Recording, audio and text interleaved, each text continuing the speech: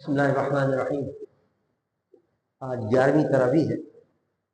اس میں کچھ سورہ رعد کی آیتیں ہیں، کچھ سورہ ابراہیم، سورہ حجر اور سورہ نحل۔ سورہ نحل پڑھی تھی آج تو نہیں، نحل پڑھی تھی، سورہ نحل تو نہیں پڑھی، پڑھی۔ پہلے ذکر ہے کہ اہل باطل کا ان کو جھاگ سے تشبیہ دی گئی ہے کہ جھاگ کی طرح ہوتے ہیں، پہلے تو چھا جاتے ہیں لیکن سوکھ کے جھڑ جاتے ہیں، یا ہوا چلتی ہے تو اڑ جاتے ہیں۔ تو جھاگ سے تشبیہ دی اہل باطل کو۔ جب اہل حق سامنے آتے ہیں تو جھاگ جو ہے وہ بیٹھ جاتا ہے اور ہٹ جاتا ہے، اس کی کوئی حیثیت نہیں ہوتی۔ تو اس کو یہ نہیں سمجھنا چاہیے کہ اتنے سارے اہل باطل ہم ان کا کیسے مقابلہ کریں گے۔ جب اہل حق آتے ہیں تو کتنے ہی جھاگ ہو، ہوا میں اڑتے چلے جاتے ہیں، ان کی پرواہ نہیں کرنی چاہیے، فکر نہیں کرنی چاہیے۔ اس کے بعد اہل ایمان کی نشانی بیان کی جا رہی ہے۔ اہل کون لوگ ہیں اور اہل ایمان کون لوگ ہیں جن کو اللہ نے یہ طاقت عطا کی کہ وہ جھاگ کی طرف بیٹھ جاتے ہیں ان کے سامنے اہل باطل۔ ان کی نشانی یہ ہے کہ ایک تو وہ عہد کو پورا کرتے ہیں، جو وعدہ کر لیتے ہیں، جو عہد کر لیتے ہیں، عہد کو پورا کرتے ہیں، زبان کے پکے ہوتے ہیں، یہ پہلی نشانی ہے۔ دوسری نشانی یہ ہے کہ جن رشتوں کو جوڑنے کا اللہ نے حکم کیا ہے ان کو وہ جوڑ کر رکھتے ہیں، مسلمانوں سے، رشتہ داروں سے، عزیز و اقارب سے، اپنے پڑوسیوں سے، مسلمانوں سے تعلقات جن جن سے اللہ نے تمہیں ان سے اچھی طرح رابطہ رکھو، ان سے رشتے جوڑ کے رکھو، ان کو جوڑ کے رکھتے ہیں۔ یہ ان کی دوسری خصوصیت۔ تیسری خصوصیت یہ ان کی کہ وہ اللہ سے ڈرتے رہتے ہیں، اللہ سے ڈرتے رہتے ہیں اور حساب آخرت کا خوف رکھتے ہیں کہ قیامت کے دن حساب ہوگا اللہ کی بارگاہ میں۔ اگر ہم نے یہ کام کر لیا تو سب کیا جواب دیں گے، کسی نے ظلم کر لیا تو سب کیا جواب دیں گے۔ یعنی ایک ایک کام وہ پھونک پھونک کے کرتے ہیں اور ڈر ڈر کے کرتے ہیں، اللہ کے خوف سے کرتے ہیں، اور قیامت کا حساب کا ان کے نظر میں رہتا ہے۔ صبر کرتے ہیں کہ مصیبت آ جائے تو اس پر نماز پابندی کے ساتھ ادا کرتے ہیں، اعلانیہ اور خفیہ جو ہے وہ اللہ کی راہ میں خرچ کرتے رہتے ہیں، کنجوس نہیں ہے، بخیل نہیں ہے، پیسے بچا بچا کے رکھتے ہیں۔ کوئی غریب آ گیا، کوئی فقیر آ گیا، کوئی مسکین آ گیا، کچھ کرتے ہیں، کوئی دینی کام ہے ان کی مدد کرتے ہیں، اس کے اندر تعاون کرتے ہیں۔ مطلب یہ کہ وہ اللہ کی راہ میں خرچ کرتے رہتے ہیں، یہ نشانی ہے۔ اور برائی کا جواب بھلائی سے دیتے ہیں۔ برائی کا جواب برائی سے دینا یہ کوئی کمال نہیں ہے۔ کوئی تمہارے ساتھ برائی کرے اس کا جواب اچھائی کے ساتھ دو، یہ ہے اہل ایمان اہل حق کی نشانی، اور یہ بڑا مرتبہ حاصل ہوتا ہے اس کا، جس کو اللہ یہ شان عطا فرماتا ہے۔ اس کے بعد سورہ ابراہیم شروع ہو رہا ہے، جس کے اندر قرآن کے نزول کا مقصد بیان کیا جا رہا ہے کہ ہم نے قرآن کیوں نازل کیا۔ فرمایا قرآن ہم نے اس لیے نکالا ہے کہ اس کو تم پڑھو تو اندھیروں سے نکل کر اجالوں میں آ جاؤ۔ عصبیت کا اندھیرا ہے، جہالت کا اندھیرا ہے، دشمنی کا اندھیرا ہے، ایک دوسرے سے نفرتوں کا اندھیرا ہے۔ ان تمام اندھیروں سے نکل کر تم اگر روشنی میں آنا چاہتے تو قرآن پڑھو، قرآن کی تعلیمات کو عمل کرو۔ قرآن میں اسی نازل کیا ہے، تمہیں روشنی کے اندر لے کے آئے۔ اس کے بعد فرمایا کہ حضرت اللہ فرماتا ہے کہ موسیٰ، اب حضرت موسیٰ علیہ السلام کو کہ اپنے ان امتیوں کو میرے دن یاد دلاؤ ان کو۔ اب اللہ کے کون سے دن ہیں؟ علماء فرماتے ہیں اللہ کے دن سے وہ دن مراد ہے جس میں اللہ تعالیٰ نے ان امتیوں پر، حضرت موسیٰ کی امت پر وہ خاص کرم فرمایا، جیسے من و سلوہ کو نازل فرمایا، ان کو کیا نام ہے سمندر دریا کے اندر ان کے راستہ بنا دیا اور پھر ان سے نجات دلائی۔ تو اگر یہ چھوٹے چھوٹے کرم بھی اللہ نے فرمائے ہیں تو پھر اس کو بھی اللہ اپنا دن فرما رہا ہے، کہنا اس کو یاد کیا کرو اس کو۔ تو اس سے بڑا کرم تو وہ ہے جو اللہ نے ہم پر کیا ہے کہ اپنا محبوب ہمیں عطا فرمایا۔ تو کیا وہ دن ہم یاد نہ کریں اور اس کو نہ منائیں؟ ہم میلاد مصطفیٰ ہم مناتے ہیں اور حضور کا دن مناتے ہیں، جو سمجھیے اس آیت پر عمل کر رہے ہیں۔ اس آیت سے سبق ملا ہمیں کہ جو اللہ کی نعمت نازل ہو اور جو اللہ تمہیں انعام اکرام کرے اس کو منایا کرو۔ وذکروا، اللہ فرماتا ہے یاد دلاؤ ان کو موسیٰ کہ وہ منائیں اس دن کو۔ تو دن منانا، وہ دن کے جن پر اللہ کا خاص کرم ہوا ہے، وہ دن منانا جو ہے یہ سنت ہے، یہ انبیاء کی سنت ہے، اور کیا نام ہے کہ اللہ کے حکم پر عمل کرنا۔ اسی طرح بزرگان دین کے دن مناتے ہیں، ہم 11 مناتے ہیں، 12 مناتے ہیں، کبھی حضرت بابا فرید شاہ رنگ کے دن مناتے ہیں، کبھی حضرت غوث پاک کا دن مناتے ہیں، کبھی جناب خواجہ الدین چشتی کی چھٹی مناتے ہیں۔ تو یہ جتنے دن مناتے ہیں، حضرت شاہ مفتی محمود ربڑی کا عرس مناتے ہیں، حضرت داد رم سعود مناتے ہیں، کیونکہ جتنے بھی دن مناتے ہیں اس دنوں کے اندر اللہ نے خاص کرم کیا ان اولیاء کرام پر، اپنا قرب عطا کیا۔ تو اس بڑی نعمت کو ہم یاد کرتے ہیں اور اپنا بھی کوشش کرتے ہیں کہ ہم بھی ایسے بن جائیں کہ ہماری موت جو ہے وہ راحت بن جائے. تو یہ دن منانا جو ہے یہ سمجھ لیجیے اس آیت پر عمل کرنا. اس کے بعد فرمایا توحید کے دلائل یہ جا رہے ہیں کہ اللہ وحدہ لا شریک ہے، ساری کائنات کا بنانے والا ہے. اور یقین نہیں آتا تو آسمان کو دیکھ لو، زمین کو دیکھو، ہوا کو دیکھو، بارشوں کو دیکھو، اور بارشوں کے ذریعے پھر کیا نام ہے جب بارش برستی ہے تو کس طرح پھل اگتے ہیں، سبزیاں اگتی ہیں اس کے اندر جناب، پھول اور پھل اگتے ہیں اس کے اندر، اور پھر کیا نام ہے نہریں ہیں اور کشتیاں ان میں چلتی ہیں. ہم نے مسخر کر دیا پانی کو، اگر پتھر بھی ڈالا تو ڈوب جائے گا. یہ بڑی بڑی کشتیاں جا رہی ہیں جناب جس میں ہزاروں آدمی سوار ہو کے جا رہے ہیں. تو یہ جو ہم نے تم نے مسخر کر دیا تمام چیزیں، یہ دیکھو یہ اللہ کی قدرت کی نشانیاں ہیں. یہ سورج کو دیکھو، چاند کو دیکھو، دن اور رات کو دیکھو، دن آ رہا ہے رات آ رہی ہے، یہ سب تمہارے لیے ہم نے پیدا کی تمہارے لیے. یہ تمام چیز ہم نے تمہارے لیے کائنات میں مسخر کی اور تمہیں ہم نے اپنے لیے بنایا کہ تم ہماری اطاعت، یہ ساری تمہاری اطاعت کر رہے ہیں اور تمہاری خدمت میں لگے تھے. اللہ نے فرمایا یہ تو کچھ بھی نہیں ہے، اگر تم ہماری نعمتوں کو گننا شروع کرو گے تو تم ہماری نعمتوں کو گن نہیں سکتے. بے حد و حساب نعمت ہے تمہاری. اس کا شکریہ ادا کرو. اس کا شکریہ کیا ہے؟ نماز پڑھو. اس کا شکریہ ادا کیا ہے کہ کیا نام روزے رکھے. جو اللہ نے عبادتیں بتائیں ہیں ان عبادتوں پر عمل کریں، اس کی شکریہ اس کی نعمت. حضرت ابراہیم علیہ السلام چھوڑ کے گئے اللہ کے حکم پر اپنے اہلیہ کو، حضرت حاجرہ کو لقد صحرا کے اندر، اور حضرت اسماعیل چھوٹے سے تھے ان کو چھوڑ کے چلے گئے. اللہ کا حکم تھا تو ظاہر بات ہے کہ بڑا مشکل تھا چھوڑنا. لقد کھانے کو ہے نہ پینے کو ہے، تو پھر دعا کر کے گئے تھے اب بنائے انی اسکنت من ذریتی بواد غیر ذی زرع عند بیتک المحرم. اللہ تیرے گھر کے پاس میں ان کو چھوڑ کے جا رہا ہوں، یہاں نہ کوئی پانی ہے نہ کوئی سبزہ ہے، کچھ بھی نہیں ہے. لقد صحرا تیرے حکم پہ چھوڑ کے جا رہا ہوں. ربنا یقوموا الصلاۃ تاکہ یہ نماز ادا کریں. فجر کا تمنات ہے اللہ یہاں لوگوں کو بھیج دے، لوگ کا دل اس طرف مائل کر دے، لوگ آئیں اور یہاں آبادی ہو جائے. یہ تو بھوکے مر جائیں گے میرے بچے اور گھر والے، تو کرم فرما ان کے اوپر. تو دیکھیے اللہ نے کیسے کرم فرمایا اور ورزق میں سماعت ہے ان کو اچھے پھل عطا فرما. حضرت ابراہیم کی دعا قبول ہوئی ہے، وہ کیا نام ہے پانی بھی نکل آیا جو آب زمزم جسے ہم کہتے ہیں، جو آج تک جاری ہے پانی. پھر پھل کتنے آ رہے ہیں، دنیا بھر کا پھل آتا ہے حرمین شریفین کے اندر. اللہ نے حضرت ابراہیم کی دعا قبول فرمائی، کیسا بس گیا وہ. لیکن دیکھیے نا حضرت حاجرہ نے اللہ کے حکم پر عمل کیا، وہ بھی خاموش رہی، اور حضرت ابراہیم بھی اللہ کے حکم پر عمل کر کے اپنے بچوں کو چھوڑ کے چلے گئے. تو اللہ نے کیسی شان عطا کی اور کیسا بسا دیا ہے مکہ معظمہ کو، اور کیسا ان کو مقرب بنا لیا، اپنا پیارا بنا لیا ان کو.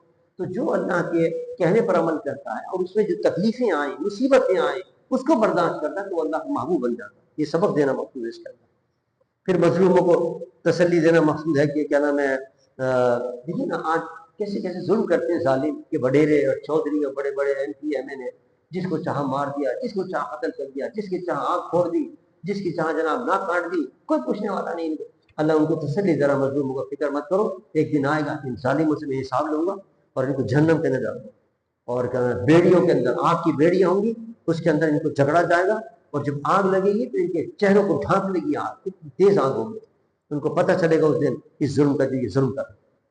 سورہ حجر جو ہے یہ حجر کے معنی پتھر کے ہیں. وہ جو قوم سمود تھی وہ پتھروں سے گھر بنایا کرتی تھی، پہاڑوں کو کاٹ کے اور اس کے اندر گھر بنایا کرتی. تو ان کا ذکر ہے اس کے اندر کہ کیسی کیسی قوم تھی وہ، اور کیسی انہوں نے طاقتور قوم تھی اور کتنی قوت والی قوم تھی، لیکن اس کے باوجود اللہ کی نافرمانی کی تو سب ختم ہو، اب توبہ برباد ہو. تو اپنی طاقت سے انسان کو بھروسہ نہیں کرنا چاہیے ہمارے میں اتنی طاقت، اللہ کی طاقت کی آگے کوئی حیثیت نہیں تمہاری. فرمائے کہ قیامت کے دن عذاب جب دہیں گے نا یہ کافر، تو یہ کہیں گے کہ کاش اللہ کی رحمتیں دیکھیں گے جنتیوں پر ہو رہی ہیں اور اپنے پر دیکھیں گے عذاب ہوگا، کہیں گے کاش ہم بھی مسلمان ہو جاتے. لیکن پھر افسوس کرنا بیکار ہے. اب اس وقت ہے کہ آدمی سوچ رہے ایمان لے آئے، ورنہ کل کے دن پچھتاوا ہوگا تو اس کا کوئی حل نہیں ہوگا. قرآن پاک کے لیے اللہ فرماتا ہے کہ ہم نے قرآن نازل کیا ہے اور اس کی حفاظت بھی ہمارے ذمہ ہے، ہم اس کی حفاظت کریں. دیکھیے نا توریت کے لیے اللہ نے ذمہ نہیں دیا، توریت محفوظ نہیں رہی. انجیل کے لیے اللہ نے ذمہ نہیں دیا، وہ محفوظ نہیں رہی. پتہ نہیں کتنی تبدیلیاں ہو چکی، اصلی توریت اور زبور اور انجیل موجود ہی نہیں کہیں. لیکن قرآن کے لیے اللہ نے وعدہ کیا ہے کہ ہم اس کی حفاظت کریں گے. تو کیسی حفاظت ہو رہی کہ ایک زیر زبر بھی اس کے اندر کوئی اضافہ نہیں کر سکتا. لوگوں نے بڑی کوشش کی ہے عیسائیوں نے کہ نئے قرآن چھاپ کے لے کے آئے اور جس کے اندر کوئی تھوڑی سی تبدیلی کر دی، لیکن حفاظ نے پکڑ لیا. حفاظ نے کہا یہ تو غلط ہے، اس کے اندر یہ غلط لکھا ہے تم نے، اس کے اندر زیر غلط نہیں ہے، زبر اس میں غلط ہے، اس میں الفاظ غلط ہے۔ اللہ تعالیٰ نے کیسی حفاظت فرمائی ہے، اور قرآن کے الفاظ کی بھی حفاظت ہے، معانی کی بھی حفاظت۔ معنی کیا مطلب؟ قرآن کی جو معانی ہے وہ حدیث ہے، حدیث کے ذریعے اس کے معنی پتہ چلے قرآن کے۔ اب اقیم الصلاۃ یہ کیا معنی ہے؟ نماز قائم کرو۔ حضور نے بتایا کہ نماز اسے کہتے ہیں پہلے ہاتھ باندھ کے ثنا پڑھو، پھر جناب قرآن کی تلاوت کرو، پھر رکوع میں جاؤ، پھر سجدے میں جاؤ، پھر قوم، یہ جتنی چیزیں بتائی حضور نے بتائی ہیں۔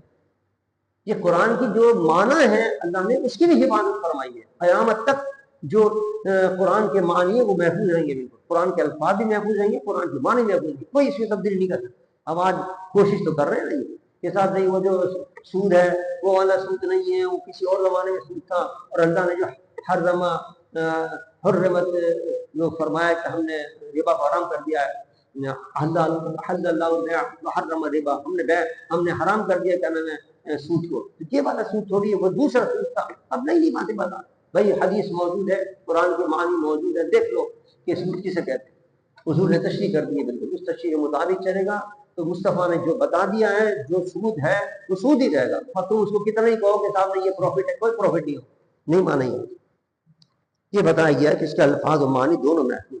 پھر توحید کے دلائل دیے جا رہے ہیں کہ اللہ کو کیوں نہیں مانتے تم؟ ذرا دیکھو زمین کیسی پھیلا دی اللہ، اور اس میں پہاڑ کس طرح بنا ہے، پھر قربان جائے کیسے جنگل ہے، اور جنگلوں کے اندر کیا نام ہے حدیں نکالتے ہیں، بے حد و حساب درخت ہیں اس کے اندر، اب ان کو پانی کون دے گا؟ تو اللہ فرماتا ہے کہ ہم نے پانی سے بھری ہوئی ہوائیں چلائی، جس کے اندر بادل جو ہے وہ پانی کو بھر کے لے کے جاتے ہیں، اور پھر جہاں جہاں اللہ کا حکم ہوتا ہے وہیں برس پڑتے ہیں، وہیں جناب اس کو سبزہ نمودار ہو جاتا ہے اور سرسبز شاداب ہو جاتا ہے۔ یہاں گھر کے اندر اگر ہم تھوڑا سا کیا نام ہے دو چار وہ پودے بھی لگائیں اور اپنی کوئی باغ بھی لگائیں چھوٹا سا، اس کے اندر پانی دینا مشکل ہو جاتا ہے، کبھی جناب وہ جل جاتا ہے، کبھی کچھ جاتا ہے، کبھی کچھ جاتا ہے۔ یہاں دنیا کے اندر بے حد و حساب درخت ہے، بے حد و حساب جنگل ہے، ان کو کون پانی دیتا ہے؟ اللہ فرماتا ہے دیکھو یہ جو پانی بھر بھر کے جا رہا ہے، یہ جو کیا نام ہے یہ بادل ہے، ان کے اندر پانی جا رہا ہے، مشکیں جا رہی ہیں پانی کی، بھر بھر کے جا رہی ہے، پھر جہاں اللہ کا حکم ہوتا ہے وہاں برس جاتا ہے، پھر آگے جاتے ہیں پھر برس جاتا ہے۔ یہ اللہ کی قدرت شان نظر آتی ہے۔ اللہ اب بھی نہیں مانو گے کہ اللہ یہ کہ وحدہ لا شریک، اللہ سبحان اللہ، یہ پانی کو اپنے کندھوں پر لیے پھرتے ہیں، ہوائیں جائیں جہاں اس کا حکم ہوتا ہے وہاں برسا دیتے ہیں۔ پھر فرمایا یہ تو ظاہری دلائل ہے، اپنے نفس کے اوپر غور کر لو تم، اور کم کہ دیکھو تمہیں اللہ تبارک و تعالیٰ نے ایک پانی کی ادنا بوند سے پیدا، ایک منی، ایک گندا پانی ہے، ایک پانی سے اتنا بڑا انسان بن گیا، وہ کتنی صلاحیت والا ہے، اس کا دماغ ہے، دل ہے، روح ہے، ہاتھ ہے، پاؤں ہے، سوچ اس کو عطا کی ہے، اس کو طاقت عطا کی ہے کہ ایک ادنا سی بوند سے جب اللہ بنا سکتا ہے اتنا بڑا انسان، تو کیا اس کو ختم کر کے دوبارہ زندہ نہیں کر سکتا؟ بے شک کر سکتا۔ اس کے بعد فرمایا کہ ابلیس نے سجدے سے انکار کر دیا اور کہا کیوں نہیں کرتا سجدہ؟ اس نے کہا نہیں، اس نے مجھے مٹی سے بنایا، مجھے تو ہاتھ سے بنایا۔ یہ تکبر تھا، تکبر نے اس کے تمام نیکیوں کو، تمام عبادتوں کو بیڑا غرق کیا۔ تکبر نہیں کرنا چاہیے، اسے پتہ چلا۔ اللہ نے فرمایا نکل جا، کہاں در کا ہوں۔ اس نے کہا میں نکل تو رہا ہوں لیکن مجھے اتنا مہلت دے دے کہ تیرے بندوں کو بہکاؤں گا قیامت تک۔ اللہ نے فرمایا جا بہکا، تجھے ہم موقع دیتے ہیں قیامت تک بہکا، لیکن میرے بندوں پر جو میرے ہاتھ بندے ہیں ان پر تیرا بس نہیں چلے گا۔ لیکن اللہ کے ولی ہیں، جو اللہ سے محبت رکھنے والے ہیں، جو اللہ کا خوف رکھتے ہیں دل کے اندر، کتنے شیطان ان کو بہکا، ادھر چلے جاؤ ادھر چلے جاؤ، یہ کر لو وہ کر لو، کیا نام ہے، لیکن نہیں، وہ ڈٹے رہتے ہیں کہ نہیں اللہ کا خوف میرے دل کے اندر ہے۔ اللہ فرماتا ہے یہ ہیں میرے بندے کہ جن کو تو نہیں بہکا سکے۔ اس کے بعد فرمایا کہ جو کیا نام ہے جن کا تیرا بس چل جائے گا ان کے لیے میں نے جہنم تیار کی ہے، ان کو جہنم میں ڈالوں۔ اس کے بعد پھر فرمایا کہ لیکن اگر میرے بندے کو گناہ ہو بھی جائے گا ان سے، اور اگر وہ معافی مانگیں گے تو میں تو معافی کر دوں گا۔ فرمایا کہ میری رحمت سے مایوس مت ہو، میری رحمت بڑی وسیع ہے، اور اگر واقعی تم سے گناہ ہو گیا اور شیطان کے بہکائے میں آ گئے تو معافی پھر اپنی اصلاح کر۔ ایسا کریم رہو، یہ نہیں کہ ایک مرتبہ غلطی ہے وہی شیطان کی بہکائے میں آ گئے تمہیں جہنم میں ڈال، نہیں، اللہ نے موقع دیا۔ فرمایا میری رحمت سے مایوس مت ہو، آنا چاہتے ہو پھر نیکی کی طرف آ جاؤ، اپنے گناہوں کی توبہ کرو، پھر گناہ ہو جائے پھر نیکی کی طرف جاؤ، پھر توبہ کرو پھر آ جاؤ۔ رحمت کے دروازے کے کھلے ہوئے ہیں، توبہ کر کے آتے رہو، اللہ تعالیٰ معاف فرماتے رہے گا. اس کی رحمت سے مایوس مت ہو. مایوس ہونے والا جو ہے وہ جاہل ہوتا ہے اور کیا نام ہے نا امید ہونے والا ہوتا ہے. اللہ نے اپنے محبوب کی عمر کی قسم فرمائی، لَعَمْرُكَ إِنَّهُمْ لَفِي سَكْرَةٍ يَعْمَهُونَ. اس سے پتہ چلا کہ کائنات میں سب سے زیادہ کوئی ذات کسی کو اللہ کو محبوب ہے تو وہ حضور اکرم صلی اللہ علیہ وسلم کی ذات گرامی ہے. کیونکہ جان کی قسم اللہ نے کسی کی نہیں کھائی. اگر عمر کی قسم کھائی ہے، جان کی قسم کھائی ہے تو صرف محمد مصطفیٰ کی جان کی قسم. اور ظاہر بات ہے قسم کسی محبوب چیز کی کھائی جاتی ہے، تو اللہ اپنے محبوب کی قسم کھا رہا ہے. اس سے پتہ چلا کہ اللہ کو کائنات میں سب سے زیادہ محبوب حضور اکرم صلی اللہ علیہ وسلم کی ذات گرامی ہے. سورہ یہ جو ہم پڑھتے ہیں سورہ فاتحہ، اس کی عظمت بیان کی جا رہی ہے. سبع من المثانی کہ ہم نے 7 آیتوں والی صورت میں عطا کی ہے. یہ بڑی اہم صورت ہے، اس کے قدر کو سورہ شفا ہے. یہ شہد کی مکھی سورہ نحل شروع ہو گئی ہے، اس میں شہد کی مکھی کا ذکر ہے. اور اس میں فرمایا گیا کہ ایک ابی بن خلف وہ آیا، ایک ہڈی لے کر آیا پڑی ہوئی حضور کی خدمت میں. کہنے لگا اس ہڈی کو بتاؤ کون اس کے اندر اس کو زندہ کرے گا. آدمی مر گیا، اس کی ہڈی بھی سوکھ گئی ہے، اور ایک اس کو کون زندہ کرے گا. تو پھر یہ قرآن کی آیت نازل ہوئی. اللہ نے فرمایا یہ ہڈی کیا چیز ہے، تو اپنی ذات کو دیکھ، ایک پانی کے اندر بوند سے اللہ نے تجھے پیدا کیا ہے. جب بوند سے اللہ تجھے پیدا کر سکتا ہے تو تجھے مار کے دوبارہ زندہ نہیں کر سکتا. کیوں اس ہڈی پہ اتنا اعتراض کر رہا ہے کہ کیسے زندہ ہوگی. پھر توحید کی دلائل دیے جا رہے ہیں کہ وہ قدرت والی شان دیکھو، کسی شان قدرت والی کیوں نہیں اس کی تم عبادت کر کیوں مانتے کہ اللہ نے جانور تمہارے لیے بنائے. یہ سارے جانور تمہارے لیے، اس میں سواری بھی کرتے ہو، دودھ بھی ان سے حاصل کرتے ہو، گوشت بھی ان کے حاصل کرتے ہو، ان کے کیا نام ہے کھالوں کی چیزیں بناتے ہو. یہ چیزیں ہم نے تمہارے لیے پیدا کی کہ اس سے تم اس سے فائدہ اٹھا دو. اور فرمایا کہ یہ جو گدھے ہیں اور یہ کیا نام ہے خچر وغیرہ ہیں، یہ بات برداری کے لیے تمہارے لیے پیدا کی ہیں. اور دیکھیے کتنی زبردست پیشین گوئی. فرمایا تمہارا رب اور بھی چیز پیدا کرے گا جس کو تمہیں تمہاری ابھی خبر نہیں ہے. یعنی جب یہ قرآن نازل لڑتا اس وقت اللہ نے پیشین گوئی فرمائی ابھی تو یہ خچر ہیں، گدھے وغیرہ ہیں، ہم نے تمہارے لیے سواری کے لیے چیزیں پیدا کی ہیں. کچھ اور چیزیں بھی آنے والی ہیں جو آئیں گی.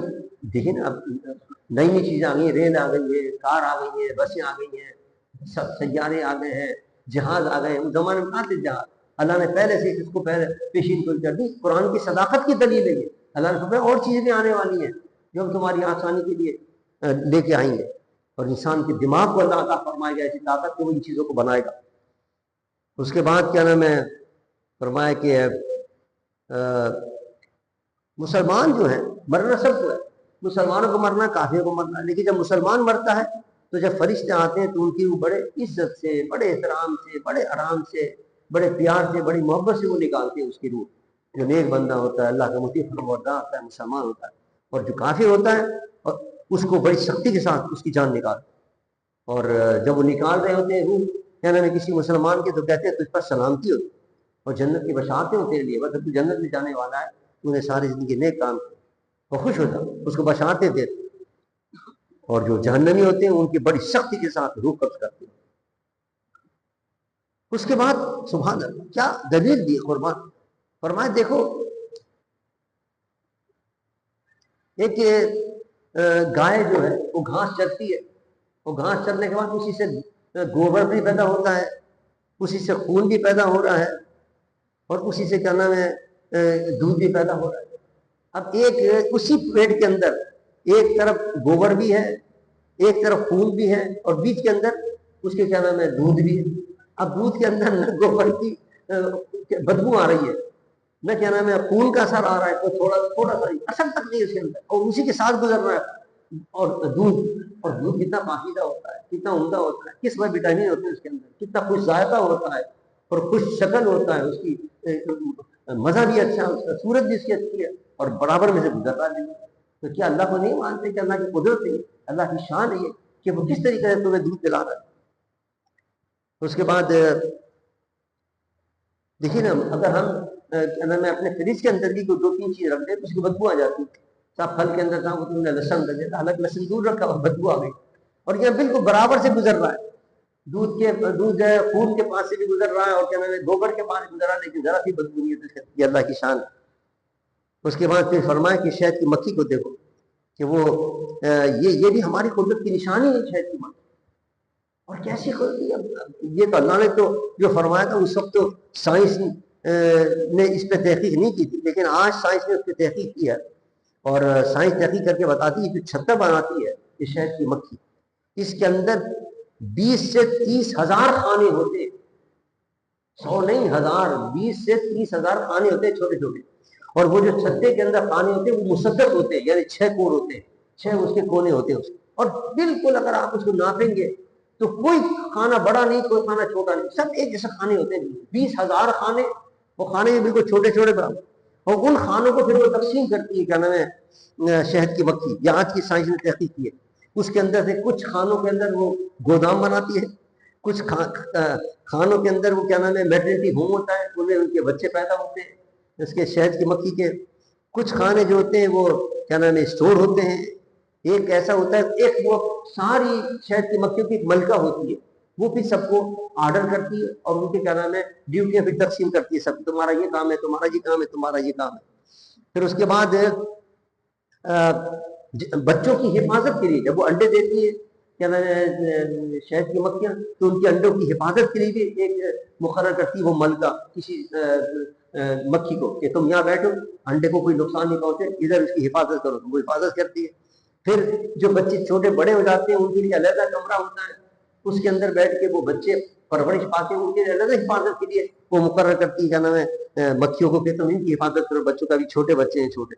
اللہ. پھر جب وہ جاتی ہیں کیا نام ہے